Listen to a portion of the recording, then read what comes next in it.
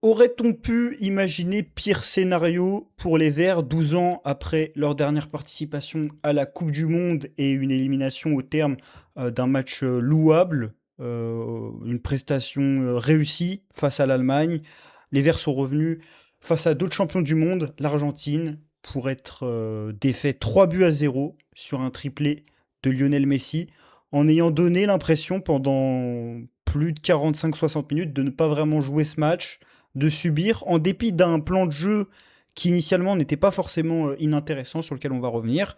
Alors on est tous bien évidemment dégoûtés, surtout que bah, c'est un débrief qui est assez difficile à réaliser, d'autant plus qu'on le réalise juste après la fin du match, à chaud.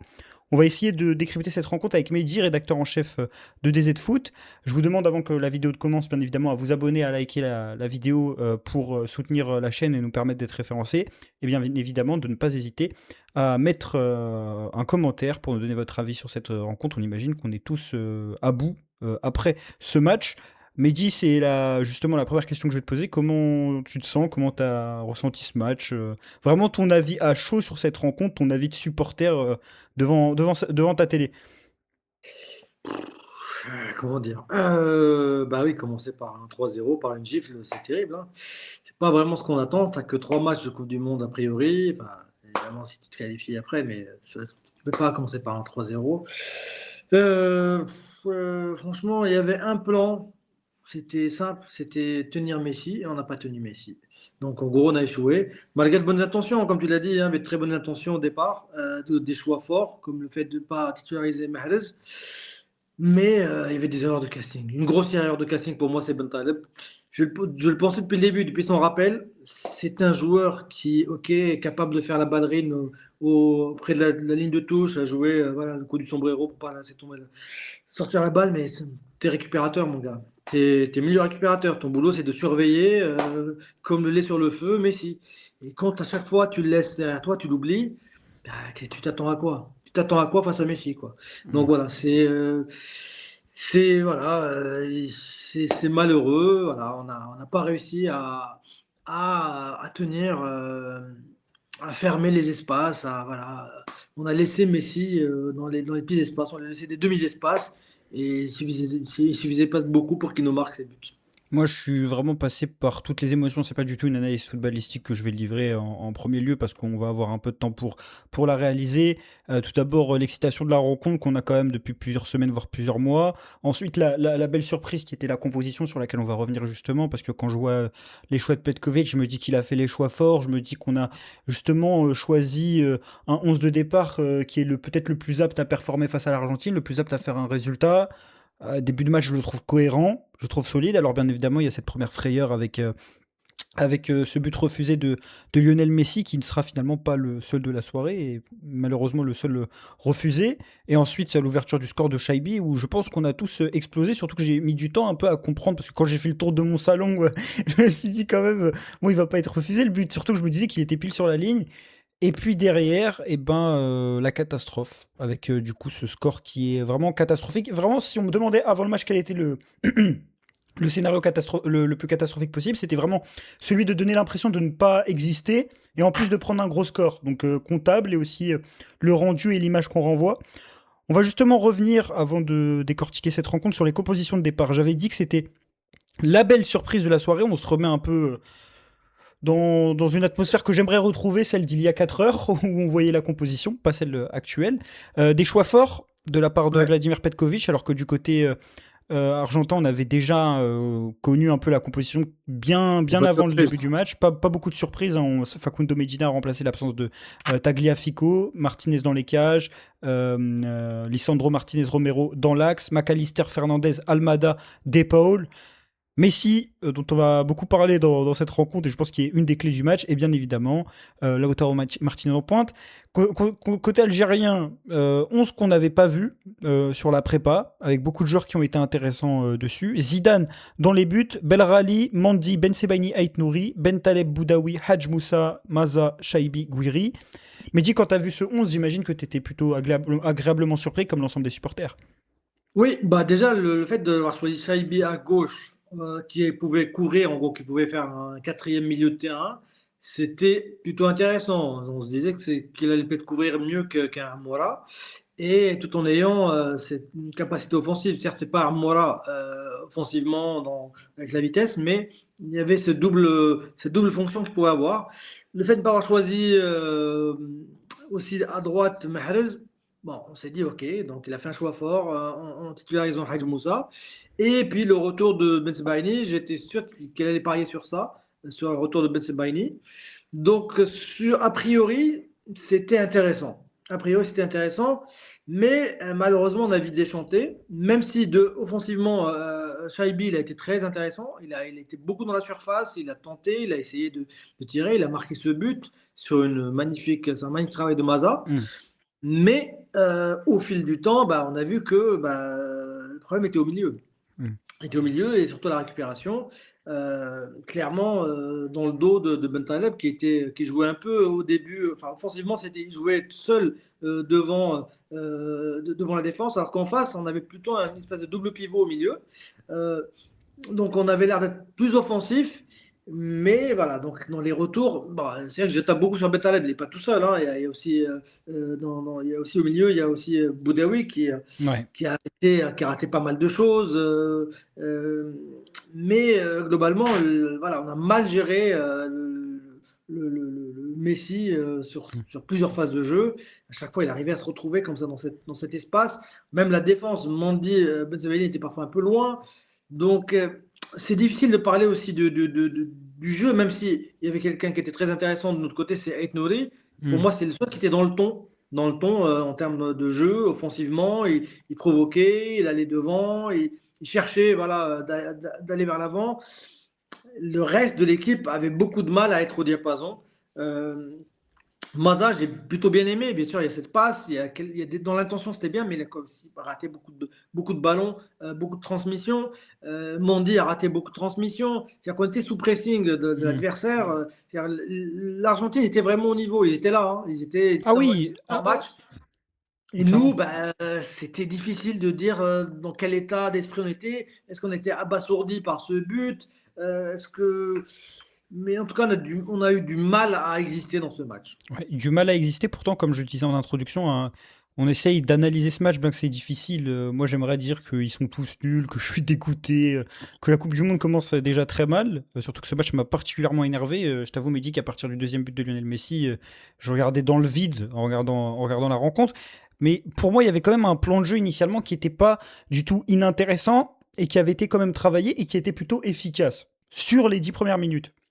C'était d'empêcher le milieu de terrain argentin d'avoir la supériorité numérique au milieu, en sachant que tous les joueurs offensifs argentins quasiment occupaient les zones axiales, c'est-à-dire Messi, De Paul, McAllister, Fernandez, Almada, et on voyait même un Messi revenir très bas pratiquement sur la ligne défensive à certains moments, Almada aussi, parce que l'Algérie arrivait justement à verrouiller ce milieu de terrain. On voyait Guiri par exemple qui se refusait de presser la ligne des centraux argentins. C'était bien évidemment une consigne de Petkovic, parce qu'on voulait justement empêcher, comme on l'avait vu par exemple sur la première mi-temps face aux Pays-Bas, on avait vu l'inverse. On avait vu un pressing un peu mal coordonné, on avait vu directement qu'il y avait eu des brèches au milieu de terrain et qu'on se faisait ouvrir. Là, non, justement, il y avait une idée un peu plus intelligente de marquer le double pivot adverse, d'empêcher l'espace. Ça marche très bien, sauf que le problème de genre de plan très travaillé, c'est que si tu fais une seule erreur, et qui plus est une erreur où le joueur que tu laisses libre, c'est peut-être le seul joueur qu'il faut pas laisser libre, si tu dois en laisser un libre, que tes centraux sortent pas et qu'il a 5 mètres devant lui, c'est juste Lionel Messi. Et si on lui laisse de l'espace, et d'ailleurs on l'avait déjà vu en début de match parce que il y avait eu cette action qui avait été finalement hors jeu, ou sur un retour de touche algérien qui a raté, Lautaro Martinez le sert et lui il se retrouve hors jeu. Messi ça fait mouche et il met une frappe. Bon, on va parler également de Lucas Zidane parce que je pense qu'il y a un gros débat sur Lucas Zidane. Je pense que ma voix indique aussi que j'ai quand même pas mal gueulé devant ce match. Mais il est très avancé sur le premier et le troisième but, et il fait aussi une erreur de main comme sur le deuxième, en relâchant ce ballon au sol. Après, oui, ok, là, il a joué au pied. C'est super, il a un très bon jeu au pied. Alors, qu'est-ce que vous voulez qu'on dise de plus? Après, pour revenir pour le reste, oui, tu as raison sur les intentions de jeu de départ, le positionnement de Guiri, le fait de ne pas trop presser. Mais après, quand tu compares Guiri à Lautaro Martinez, il est au duel. Il va au duel et il redescend, et il a cette grinta. Ok, il a dézonné comme d'habitude de Guiri. C'était même plus intéressant au deuxième mi-temps. Il y avait des choses vraiment pas mal. Quand il redescendait, quand il essayait de jouer un peu avec Hadou Moussa de l'autre côté. mais il pèse pas. Il Mm, pèse pas. À un moment, c'est un attaquant de pointe, mm, c'est un neuf. Donc si ton neuf ne pèse pas, ok, Saïbir rentrait dans la surface. Ça rappelait un petit peu le match des Pays-Bas où on avait beaucoup Boulbina quand il rentrait beaucoup dans la surface, mais ça, c'est pas suffisant. C'est pas suffisant qu'un seul joueur qui rentre dans la surface pour peser sur l'adversaire. C'est ok, on pouvait jouer les contres, mais dans ce cas-là, il fallait quand même garder un peu le ballon. Il fallait fallait que trouver des joueurs dans les espaces. Et en face, ils fermaient très bien les mm. espaces. Les Argentins ont très bien fermé les espaces et du coup, bah, non, bah, on n'a rien pu faire, quoi. C'est ça que je pourrais critiquer aussi sur le plan de départ, c'est que bien que défensivement c'était assez efficace au début, quand même l'idée en demandant parce qu'on était clairement sur un 4-4-2 ou des fois un 4-1-4-1 côté algérien avec Maza et Gouiri qui étaient devant pour fermer le double pivot adverse, c'est qu'ils avaient clairement la consigne de ne pas aller presser, donc on laissait l'Argentine qui est une équipe qui impose un tempo assez lent, qui veut construire, juste avoir le ballon et nos zones de récupération étaient assez basses. Donc même si par exemple, estimons qu'il n'y avait pas eu l'erreur que Boudaoui essaye de combler d'ailleurs de la passe, il me semble que c'est Depaul, je sais plus qui c'est, sur Ouais, Messi il qui donne coupe le but, d'abord, après ça revient vers le. Ouais. bah, je pense que même si le plan avait marché, on se serait quand même retrouvé un moment face à une problématique qui est que on joue en bloc médian bas, mais qu'on allait récupérer les ballons très bas et qu'on n'avait pas forcément non plus des joueurs de projection devant, parce que Gouiri pour moi c'est pas un joueur de profondeur. On n'avait pas non plus au niveau des ailes un Hadj Moussa assez percutant, on n'a pas non plus vu un Belrali rayonnant, Boudaoui s'est énormément caché. Et l'autre problème de ce plan de jeu là où je peux taper sur les joueurs, c'est que franchement sur les 15 premières minutes, il y a énormément de séquences où les Argentins vont énormément décrocher des joueurs qui sont hauts parce qu'ils ont du mal à faire avancer le ballon.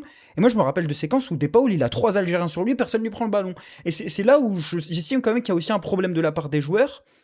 Bien On a que trop respecté l'adversaire. on a trop respecté l'adversaire, pour moi, le joueur qui incarne le plus ça, c'est vraiment Boudaoui que j'ai trouvé à tout l'inverse de la CAN, aucune initiative. Défensivement, les récupérations, c'était catastrophique. Il a dû, à un moment, je crois qu'il suit Lautaro sur 20 mètres, il n'arrive pas à lui prendre la balle alors qu'il y a des joueurs en couverture. Et moi, l'analyse que je fais vraiment de cette première mi-temps, c'est qu'il y a ce plan A qui, dans l'idée, est bon, mais qui quand même, je pense, j'aurais aimé le voir sur tout un match parce que je pense quand même qu'il y avait des lacunes sur les idées avec ballon. Dès que le plan A saute, pour moi, il saute du fait de l'erreur sur Messi, mais aussi de l'erreur de Lucas Zidane, parce que je suis désolé. Je veux bien que Messi, il ait un missile dans le pied gauche, mais quand même son positionnement sur le but, il doit plus qu'être interrogé. Et derrière, c'est là en fait ce qui est le plus inquiétant pour cette équipe, selon moi. Bien Trouver que le plan B. t'aies des champions du monde, et en plus Petkovic a dit j'ai un plan B, c'est qu'il n'y a pas de plan B, et le pire c'est que tu es face à une équipe qui certes défensivement est solide, mais vient pas non plus te presser comme les Pays-Bas qui t'empêchaient de développer ton jeu. C'est que tu as de quoi développer ton jeu. Mais en fait ce que tu te rends compte c'est que une fois que le plan A défensif est parti, il y a rien, on peut s'appuyer sur rien. Il n'y a pas de circuit de passe, il n'y a pas de joueurs qui viennent prendre des initiatives. Les seuls joueurs qui vont se démarquer, c'est Ait Nouri, comme tu l'as bien signifié, et Maza. Mais pourquoi ils vont se démarquer? Parce que c'est des joueurs de qualité. C'est parce que c'est des joueurs, quand ils prennent le ballon, ils sont capables de dribbler 3 joueurs. Mais si tu n'es pas dans cette équipe qui est composée quand même. Je suis désolé, il y a des bons joueurs dans cette équipe d'Algérie. Je veux pas qu'on me dise que les joueurs sont mauvais. Belrali, c'est un bon joueur. Hadj Moussa, c'est un bon joueur. Boudaoui, c'est un bon joueur. Alors peut-être qu'il y en a qui passent à côté de leur match. Mais je veux pas qu'on m'explique que quand tu n'es pas un joueur qui est capable de prendre la balle et de dribbler 3 joueurs, tu es condamné à faire un mauvais match. Et tu as parlé un peu de Gouiri. Je pense que Gouiri, c'est celui qui illustre le plus les problèmes de l'équipe lorsqu'il est sur le terrain. Pas parce qu'il en est responsable, parce que c'est un joueur qui a besoin d'un contexte propice à performer pour performer. Gouiri, si les ballons ils dépassent pas les 30 premiers mètres, tu le verras pas. Gouiri, si lorsqu'il décroche, il y a personne qui fait du mouvement, tu le verras pas. Alors ces décrochages, il y en a qui sont mauvais en première période, mais je pense pas non plus qu'on puisse lui reprocher le fait que l'équipe elle arrive pas à faire monter le ballon. Et tu parlais du positionnement haut de Zidane, mais Mandy Ben Sebaini à la relance, on voyait qu'il y avait personne qui se proposait, que les prises de Oui, décision étaient pas bonnes. encore une fois, je reviens sur Bentaleb parce que il était quand même sur les sorties de balles, il n'offrait pas de solution. Il n'offrait pas de solution, il avait du mal à se décaler. Maza aussi parce qu'il était très pressé, parce qu'il était au deuxième rideau, mais Bentaleb est censé être en sentinelle. Tu es censé quand même pouvoir donner des solutions, te décaler. Il donnait jamais de solution. Donc c'est ça qui est un peu gênant dans cette façon de jouer, c'est que en sortie de balle, on ne savait pas trop quoi faire. Ok, fallait des décalages. Ait Nouri offrait des solutions. On a vu Mandy des fois prendre la solution individuelle d'avancer avec le ballon, mais il y avait vraiment rien. Au milieu Oui. de terrain, il y avait rien. En deuxième mi-temps, on voyait qu'il y avait des renversements vers Ait Nouri qui justement était très disponible, Mais en première mi-temps, c'était très compliqué parce que il n'y avait pas de décalage. Il fallait qu'au moins que la sentinelle se décale pour Mhm. offrir justement ce 1-2, comme on l'a vu côté argentin. Ce que faisait par exemple Messi en descendant, ce que faisait Mahrez par exemple contre les Pays-Bas en première mi-temps. Donc, ok, on a choisi de ne pas jouer ce schéma-là avec Mahrez. D'ailleurs, tout le monde critiquait Mahrez par rapport au fait qu'il défendait pas assez. Et donc, ok, on voulait voir autre chose. Mais cette autre chose, on l'a pas vu avec un Hadj Moussa titulaire à droite. On n'a pas vu ce joueur qui descend aider l'équipe dans la relance. Même Guri, on l'a vu un peu en deuxième mi-temps faire ça, un petit peu descendre dans le camp pour essayer de faire la circulation de balles. Mais en première mi-temps, il ne le faisait pas. Mhm. Pour moi, c'est Bentaleb qui devait le faire. Mhm. C'est lui qui est censé être Lui, fort au moins techniquement, se Boudaoui. décaler. Même Mais Boudaoui, on il a s'est l'impression caché. qu'il se cachait. Il Mhm. se cachait dans la sortie de balle et il se cachait dans la récupération. Donc, ok, je tape beaucoup sur lui, mais pour moi, c'est quand même beaucoup sa faute. On a beaucoup compté sur Mhm. lui. J'ai même aimé mieux Zeloké en deuxième mi-temps. Ok, Zeloké Mhm. est rentré à un moment où les Argentins, c'est bon, ils ont fait leur match, ils attendaient un peu derrière, mais il était plus intéressant Zeloké dans les déplacements que ce qu'a fait Bentaleb, ce que nous a offert Bentaleb en première mi-temps. Moi, je juge utile de débriefer principalement les 60 premières minutes, c'est-à-dire celles qui tuent le match, en fait, parce qu'après 2-0, on sait tous qu'on va pas revenir, parce que même à 1-0, on a du mal, on n'existe pas, et je sais même pas si on a la volonté d'exister. Alors, il y a ce retour de deuxième période où quand même tu sens qu'il y a des consignes qui ont été données sur le fait de mettre un peu, enfin, déjà de presser, parce que pour moi, la consigne, je suis désolé, hein, que quelqu'un vienne m'expliquer en commentaire que Guiri ne pressait pas parce qu'il voulait pas presser, c'est qu'il a pas compris le match. Parce qu'on a vu plein de signes de Guiri expliquer sur le pressing quel était le plan du coach qui était vraiment on ne presse pas les centraux, on leur laisse le ballon, par contre on leur ferme toutes les solutions au milieu de terrain. Et en fait, dès que ce plan n'a pas marché comme je l'ai dit, derrière les ressources, j'ai l'impression qu'en fait j'ai une équipe vraiment qui me renvoie l'impression, et c'est ce qui m'effraie, j'ai l'impression qu'il y a des joueurs qui ont jamais joué ensemble, j'ai l'impression qu'ils n'ont pas le même entraîneur. Et en fait, là où je vais taper sur Vladimir Petkovic, je suis pas dans un discours où je vais dire oui l'équipe est mauvaise, donc c'est forcément la faute du coach, c'est que bien qu'il y ait certains joueurs qui ont fait un mauvais match, comme tu dis, Bentaleb, Boudaoui, qui prennent pas d'initiative au milieu de terrain, quand tu es mis face au fait accompli, que tu as l'impression qu'il n'y a rien qui est travaillé, que tu as l'impression qu'avec ballon, on voit toujours la même chose à chaque fois qu'il y a un minimum d'adversité. Je pense au match contre le Congo, je pense au match contre le Burkina Faso, je pense au match face au Nigeria, je pense à la première mi-temps face aux Pays-Bas, c'est qu'il y a quand même un problème de longue date, quoi. C'est que, en plus, quand tu joues en 4-3-3, je sais pas ce que tu en penses, Mehdi, mais pour moi, c'est vraiment le système où tu vois si le coach il travaille ou pas. Si t'as pas de circuit préférentiel, si t'as pas des joueurs qui sont habitués à occuper telle zone quand t'as le ballon, quand t'as telle zone quand t'es en difficulté face à un bloc qui est compact. Par exemple, l'Argentine, ils sont en difficulté sur les 10 premières minutes. Ils trouvent pas la solution au milieu. Bah, t'as Almada qui Exactement. descend, t'as Messi qui descend, et la solution, il la trouve. Ouais. Nous, ce problème-là, je le vois en 2026, je l'ai vu au moins 4-5 fois. Sur tous les matchs qui comptaient, à chaque fois qu'on a joué en 4-3-3, je l'ai vu. T'as tes centraux qui ont le ballon. Ben, on a vu, encore une fois, pour revenir à la préparation, le match le plus intéressant dans le jeu à 3, c'était contre l'Uruguay. C'est quand on avait une défense à 3. Exactement. Donc, on va revenir peut-être sur ce débat de la défense à 3. Pourquoi est-ce que finalement on n'a pas fait cette défense à 3? Peut-être que ça nous stabilisait mieux. Peut-être ça aurait été plus intéressant pour bloquer le problème Messi. Bah, avec Messi, évidemment, c'est facile de dire aujourd'hui ça. Mais je pense que voilà, le choix de Bentaleb, bah, qui arrive un peu comme une fleur avant cette Coupe du Monde, en se disant voilà, il va nous solutionner ce problème. Voilà, encore une fois, on n'a pas préparé cette Coupe du Monde, on n'a pas suffisamment préparé. On est parti sur les quelques belles intentions qu'on a vues à la CAN, Mm. mais on n'a pas vraiment construit dessus. On n'a pas, bah, si, enfin, on a toujours Maza, qui reste un Même joueur si on un parle peu jeune. du 11 de départ, moi j'ai une question toute simple. Pourquoi on fait toute la préparation avec Mahrez qui démarre chaque match? Et pourquoi Hadj Moussa enfin, moi, Hadj Moussa, je le voulais titulaire. Mais logiquement, si tu pars du principe qu'il va être titulaire avec Belrali, pourquoi tu les mets toujours sur des deuxièmes mi-temps face à des équipes qui sont Bah, fatiguées? peut-être qu'il a voulu cacher son jeu.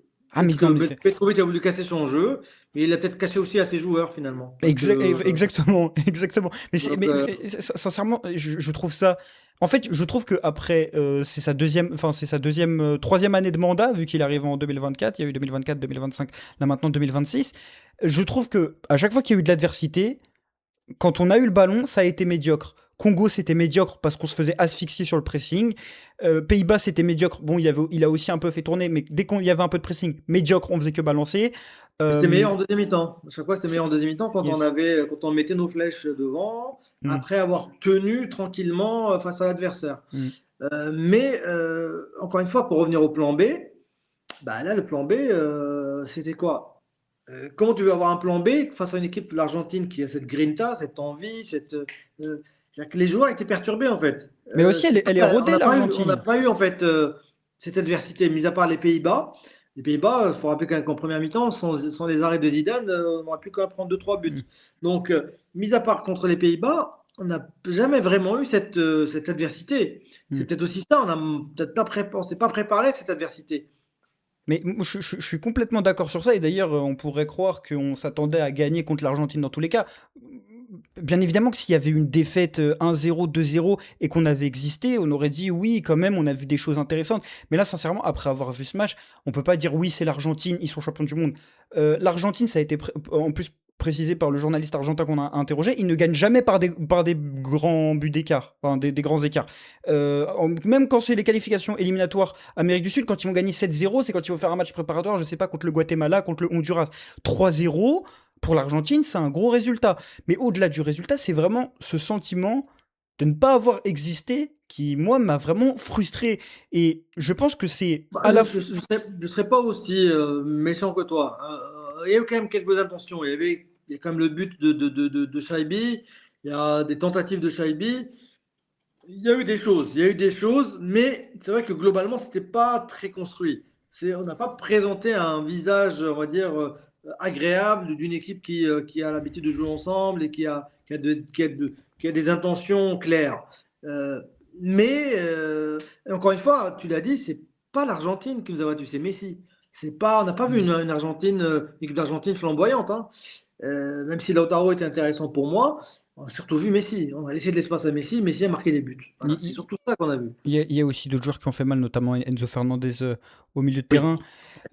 Moi, en fait, quand je dis qu'on n'a pas existé, c'est que je pense que le fait que on arrive à avoir des occasions en première période et qu'on reparte qu'avec que 0-1 en étant aussi mauvais, ça montre quand même que cet effectif a quand même de la qualité. On a vu Hadj Moussa à un moment qui a tenté un centre, enfin je sais plus si c'était une frappe ou un centre. On a vu Ait Nouri que tu as bien cité. On a vu Maza, on a cité Ait Nouri, mais Maza, il faut le dire, c'est un des joueurs qui est capable, dans un marasme collectif, de prendre des initiatives et de dribbler trois joueurs. Et moi, je me demande où serait cette équipe d'Algérie sans Maza depuis le mois de janvier, en sachant qu'il n'était même pas titulaire sur le premier match de Coupe d'Afrique des Nations, qui est capable de prendre la balle, de dribbler trois joueurs, de faire la passe qu'il a fait à Shaibi. Mais sinon, sinon, en fait, collectivement, en fait, je ne peux qu'être frustré et que constater que j'ai l'impression qu'il n'y a rien qui est travaillé, et j'avais déjà un peu fait la vidéo d'analyse tactique où je disais que sur les sorties de balle, il y avait rien qui était travaillé, qu'on balançait dès qu'il y avait du pressing. Mais en vérité, on a deux types de configurations. Il y a la configuration où une équipe vient de presser et t'arrives pas à jouer parce que tu te fais asphyxier. Je l'ai dit, Nigeria, Pays-Bas. Mais il y a aussi la configuration où tu dois faire le jeu. Et pour moi, en première période, t'as le ballon quoi sur pas mal de phases. Tes centraux, ils ont le ballon. Tu dois faire le jeu, tu dois construire, tu dois te créer des occasions. Un peu comme face au Congo, même si là c'était pas le bloc bas du Congo, c'était l'Argentine. Euh, Tu sais pas faire. Tu sais pas faire. Donc moi, en fait, je me demande, je suis peut-être un peu dur, mais après avoir constaté tous ces matchs-là, là, pour l'instant, qui ont été importants en 2026, qu'est-ce que c'est faire l'Algérie de Petkovic? Bah, défendre en bloc bas. Voilà, Dé- défendre dans le bloc bas et jouer les contre-attaques. Je pense que c'est ça le plan, hein. Mais est-ce qu'on a l'équipe pour faire ça? Est-ce que pour toi, Mehdi, aujourd'hui, quand tu vois le talent qu'a cette équipe d'Algérie, quand Ça tu vois les dépend. En fait, profils, si t'as pas peur de l'adversaire et que tu mets deux flèches sur les côtés en deuxième mi-temps, en fait, le plus compliqué, c'était de tenir. En fait, il fallait tenir la première mi-temps. Si on ne nous marque pas en première mi-temps, on peut faire des choses intéressantes en deuxième. Peut-être, je pense, que c'est un peu comme ça que réfléchit Petkovic. Si on arrive à tenir la première mi-temps, en deuxième mi-temps, on peut jouer sur la vitesse d'un Amoura, d'un Boulbina, sur des transitions rapides en contre-attaque. Mais il faut tenir. Faut tenir le score. Il faut arriver à être hermétique comme on a réussi à le faire, hein, sur les quatre matchs amicaux, on n'a pas pris de but, hein. hmm. Donc, si on arrive à faire ça, Oui, on peut être intéressant, mais si on n'arrive pas à tenir, voilà, si on fait des grossières erreurs en première mi-temps, comme face à Messi, bah, Mm. c'est difficile d'espérer grand-chose. Match exceptionnel de Lionel Messi. On est tous 39 ans. en plus 39 ans. Je sais pas s'il a égalé ou s'il s'est Ouais, je crois qu'il a rapproché. égalé le record de Klose. C'était son Ouais, 200e match. Et je crois qu'il a égalé le nombre de buts de Klose en Coupe du Monde. ouais. Lionel Messi. Donc pour les statistiques de la rencontre, il faut savoir que l'Algérie a eu la possession 52%. C'est pourquoi j'avais même pas la statistique, j'avais même pas remarqué la statistique, mais ça me fait dire quand même qu'on a eu beaucoup le ballon. Alors On a que moi, tiré, je crois, 7 ou 8 fois et on a cadré 0. Si on compte pas le but de Shaibi refusé, évidemment. Moi, si on m'avait dit qu'on n'avait pas existé, je me serais davantage attendu à un match où l'Argentine nous aurait asphyxié comme les Pays-Bas en première mi-temps, gros pressing, ils auraient eu la possession. C'est ça qui me dégoûte encore le plus, c'est qu'on a eu le ballon. Et en fait, ton mauvais match tient davantage de ta mauvaise utilisation du ballon, c'est-à-dire après que ton plan est arrêté, ça tient davantage du fait de ta mauvaise utilisation du ballon que de la performance argentine qui t'a justement contraint. Alors oui, ils nous ont contraints en ayant un bon marquage, en suivant de près notamment Hadj Moussa, notamment Belrali. Mais je trouve que ce qu'on a fait aussi avec le ballon, c'est-à-dire tu parlais tout à l'heure des relances, le fait que Mandy et Ben Sebaini, les seules solutions qu'ils avaient à certains moments, bah, c'était de prendre le ballon et de courir tout simplement avec et de progresser par le dribble. Mais il y a aussi par exemple Belrali et Hadj Moussa. Des fois je me demandais mais ils jouent au même poste. Parce qu'il y avait, en fait, il y avait des appels, c'était... Je voyais Hadj Moussa et Belrali partir en profondeur. Mais je me dis, mais quand même, s'il y en a un qui part en profondeur, peut-être un autre qui décroche pour justement attirer le marquage. Boudaoui, je vais même pas en parler au milieu de terrain parce que Pour revenir sur, catastrophique. pour revenir sur Belrali et Hadj Moussa, il y a eu quand même quelques dédoublements intéressants de leur côté. Mais c'était un peu trop brouillon. C'est vrai que c'était un peu trop brouillon et comme tu l'as dit, on avait l'impression qu'ils jouaient sur la même ligne, au Mm. même poste à des moments. Voilà, voilà, ça reste très brouillon, quoi. Ça reste très brouillon, malheureusement. Très brouillon. Shaibi, je sais pas ce que t'en as pensé, mais en tout cas, en C'est tout cas, intéressant, hein. Franchement, mm. c'était pas mauvais. Il a pris l'initiative, il est rentré dans la surface, il a Mm. tenté des choses. Le but qu'il met, il est hors jeu, mais il faut le mettre quand même. Enfin, parce que je Ouais. trouve qu'il fait un choix de fermer le pied qui est quand même. Il aurait pu ouvrir par exemple, et j'avais été surpris à ce moment-là. Je pensais qu'il avait mis dans le petit filet, mais bon bah finalement ça se joue à quelques centimètres. Mais Aït Nouri, je pense que tu fais bien de souligner sa prestation parce que à 4 en équipe d'Algérie, je l'ai souvent trouvé mauvais, et là je. Ouais, ça fait longtemps, on parlait beaucoup voilà, des matchs ethno qui étaient différents en club et en sélection. Mais là, en 2026, il a quand même montré un très beau visage. Et là, j'ai beaucoup aimé dans les intentions. C'est vraiment le joueur le plus.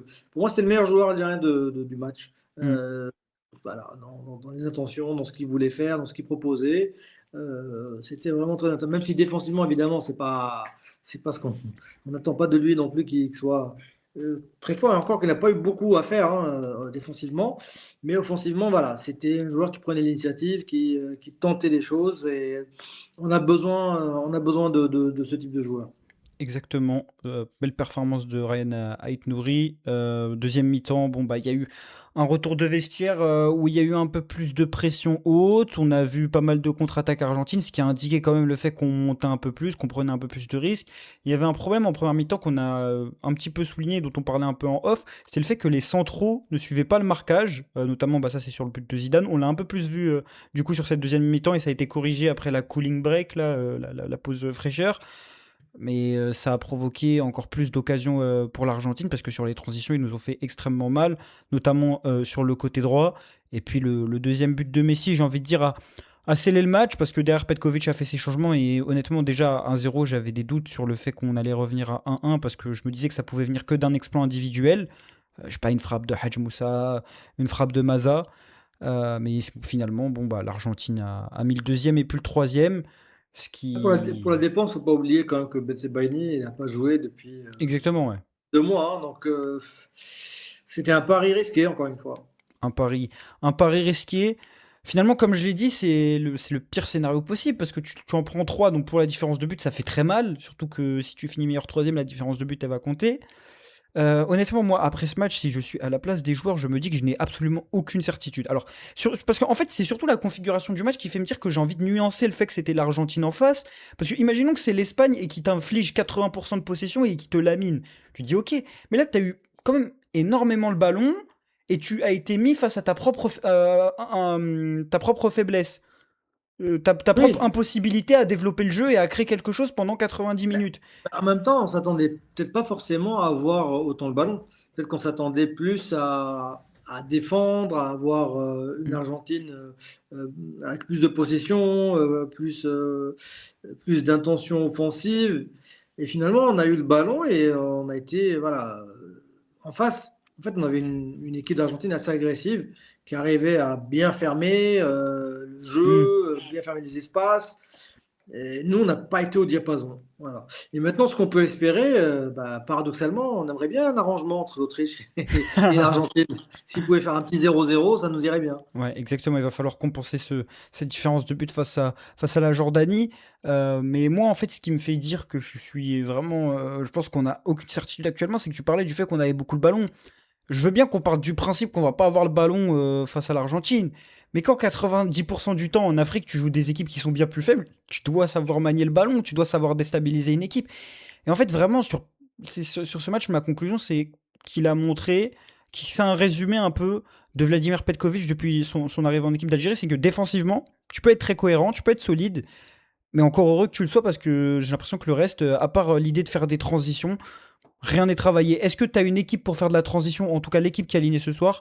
Je pense pas. Est-ce que tu as un collectif pour jouer au ballon, pour mettre de l'intensité, pour aller chercher ton adversaire, quitte à laisser un peu d'espace derrière et prendre des buts? De toute façon, on a pris 3-0. Je pense que 2-3 buts en plus, si on avait un peu plus joué, ça aurait rien changé. Au contraire, je pense qu'on aurait été un peu plus fiers quand même de notre équipe. Je pense que quand même dans cette équipe, il y a des joueurs de qualité, il y a des joueurs pour jouer au football, pour jouer au ballon. Je l'ai dit encore une fois, pour Maguiri, Maza, Hadj Moussa, Shaibi, Bentaleb, Boudaoui, même s'il fait pas un bon match Bentaleb ce soir, je pense qu'il y a des joueurs pour faire mieux. Il y a des joueurs pour jouer avec un autre style de jeu, pour mettre de l'intensité. Quand je vois la Côte d'Ivoire jouer face à l'Équateur, je vois une équipe qui met de l'intensité. Quand je vois le Maroc jouer face au Brésil, je vois une équipe qui met de l'intensité. Et nous, j'ai Très bien. l'impression on s'est, oui, la première mi-temps, surtout l'entame de match. Nous, je nous ai jamais vu mettre d'intensité. Je nous ai vu au contraire être dans une approche d'adaptation. Puis une fois que ce plan A n'a pas fonctionné, bah plan B, pas d'intensité non plus, pas de jeu, pas de création. Et pour moi, ça interroge en fait le travail qui est fait depuis 2 ans parce que c'est sympa d'être fort en bloc bas, mais je suis désolé, t'es entraîneur de l'Algérie, t'es pas entraîneur de la Bosnie. Et il faut avoir un autre plan de jeu quand t'as ce vivier-là. Oui, oui, oui, tu as raison, mais on le savait déjà, hein. Mais on découvre pas.